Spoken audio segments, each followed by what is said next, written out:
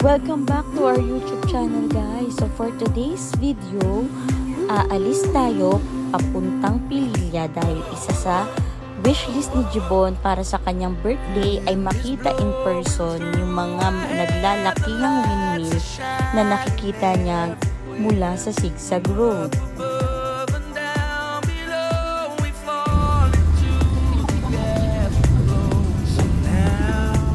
Dito Ruby.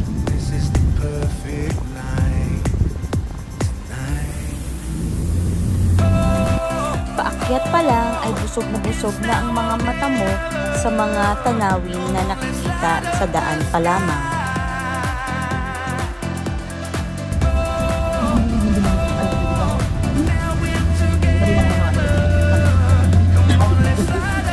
Buti hindi naging fun.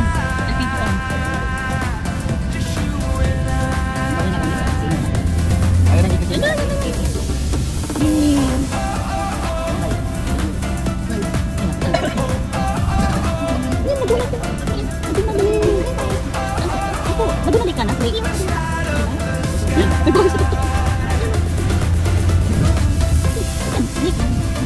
Iba yung dagang.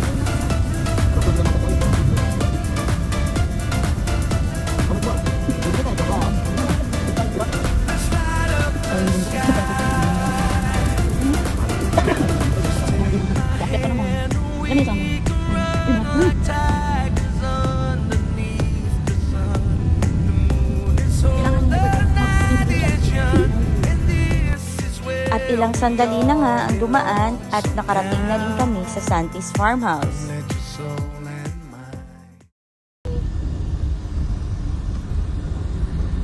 Pwede mo masok ka sa... Paano mo pwede dyan mag-picnic?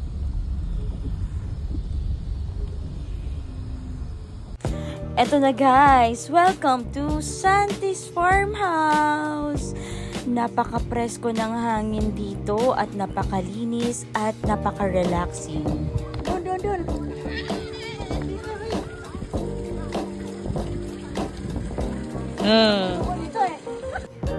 Para makapasok sa farmhouse, nagbayad lang kami ng 250 pesos para sa car parking. So, bali, iyon na rin yung inyong entrance fee. Regardless na yon kung ilan kayong nakasakay sa sasakyan. Bali, parking fee lang ang kanilang hinihinging kabayaran. Ang alam ko naman, para naman sa motor ay 100 pesos ang kanilang singil.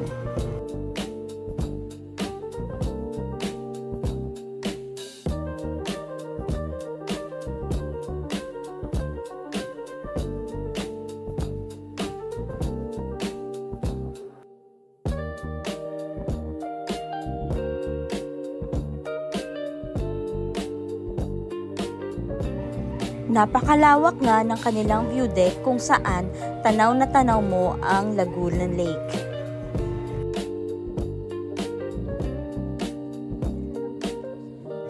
At dahil nga farmhouse ito, maraming puno rito na nagbubunga at pwede ding kumuha ang mga guests.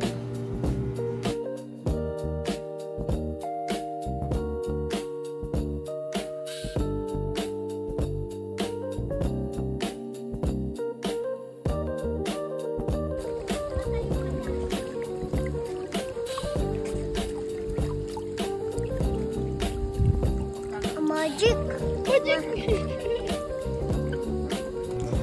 Tamang-tama nga na may dala kaming pagkain dahil pwedeng mag-picnic din dito sa may ibabang area.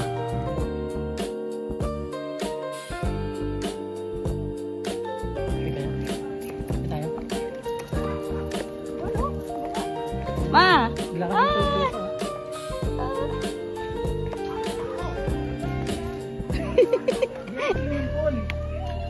Sapin-sapin kami dala.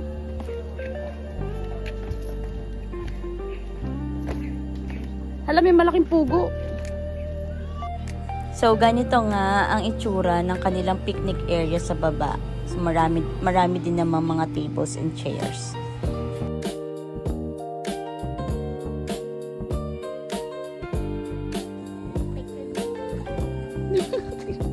Kain na, kain na.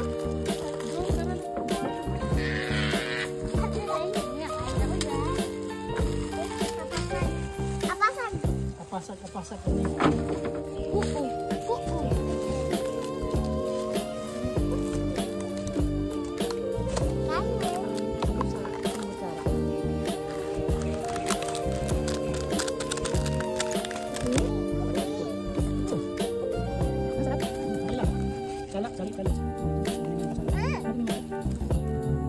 Hello! Kain ka? Kakain ka? Hello! Bulaga.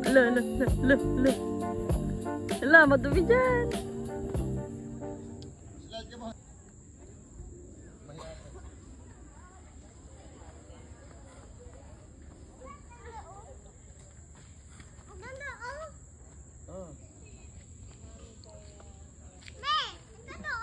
What's that? Buhat-blak ng halaman. Bain eh.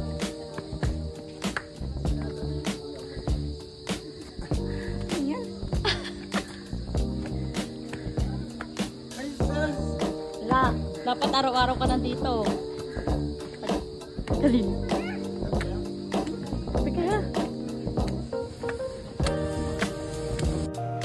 Pwedeng-pwede ka ding mag-relax sa kanilang coffee shop na may pangalang Cafe Gray.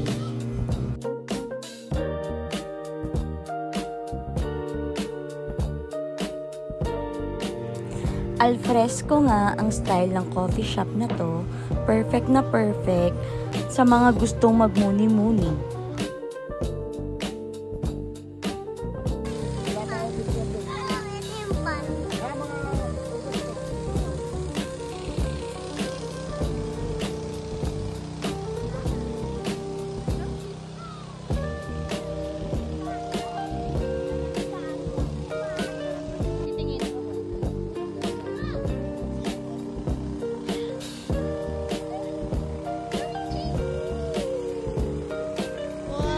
Chico ba to pa?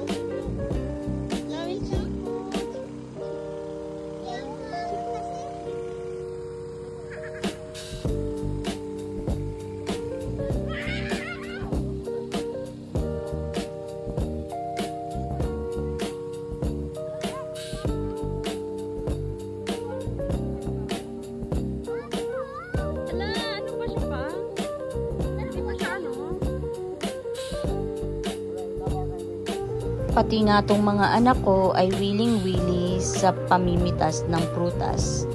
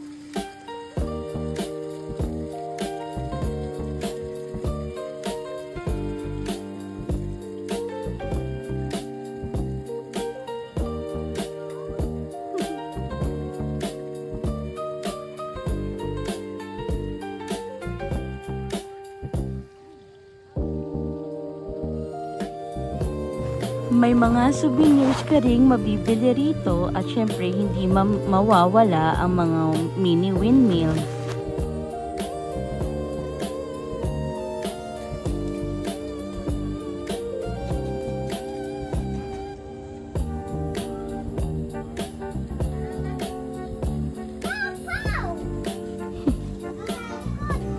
Nagyaya na nga akong umuwi dahil parang ang dilim-dilim na ng ulap. So baka abutan pa kami ng malakas na ulan dito sa taas ng bundok.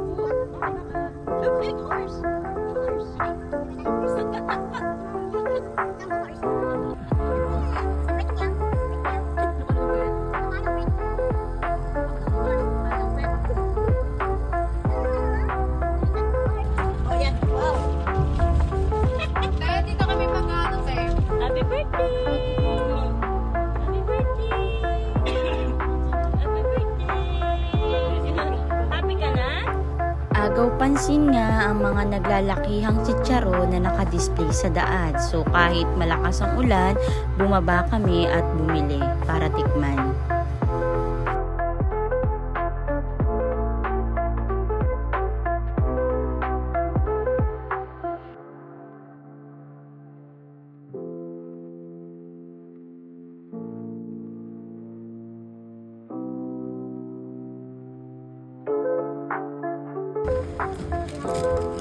Laking charon, no? Inamad. At inabutan na nga kami ng baha, kaya pala sobrang itim na ng ulap sa itaas dahil ang lakas na ng ulan pala dito sa ibaba.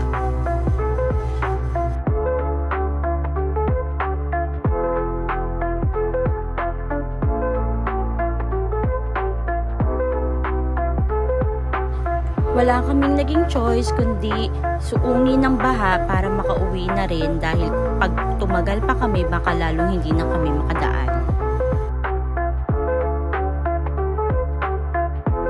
Nakauwi rin kaming ligtas ng araw na ito at hindi ko na rin na-videohan dahil ang lakas nga ng ulan. So, thank you for watching guys. See you next time. Bye-bye!